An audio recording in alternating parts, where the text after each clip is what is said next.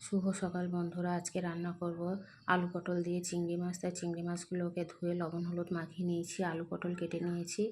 এবার কড়াই গরম বসিয়ে দিয়েছি, তেল দিয়ে দিয়েছি। এবার আমি চিংড়ি মাছগুলোকে ভেজে নেবো ভালো করে। এখন চিংড়ি মাছগুলো একটু নাড়াচাড়া করে নিয়েছি, লাল লাল হয়েছে। এবার নামিয়ে নিয়েছি মাছগুলো। আবার ওই কড়াইয়ের মধ্যে আমি আরেকটু তেল দিয়ে আলু পটলগুলো একটু ভেজে নেবো। পটল আলু নাড়াচাড়া করে আমি এর মধ্যে একটু লবণ দিয়ে দেবো, একটু হলুদ দিয়ে দেবো, একটু লাল লাল করে আলু পটলটা ভেজে নেব।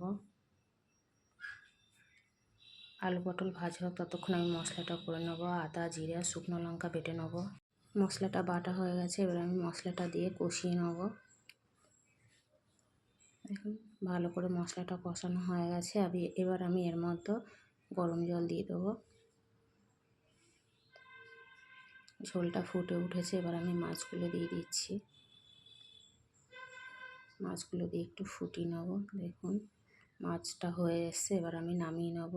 একটু ঝোল ঝোল করেই নামাবো।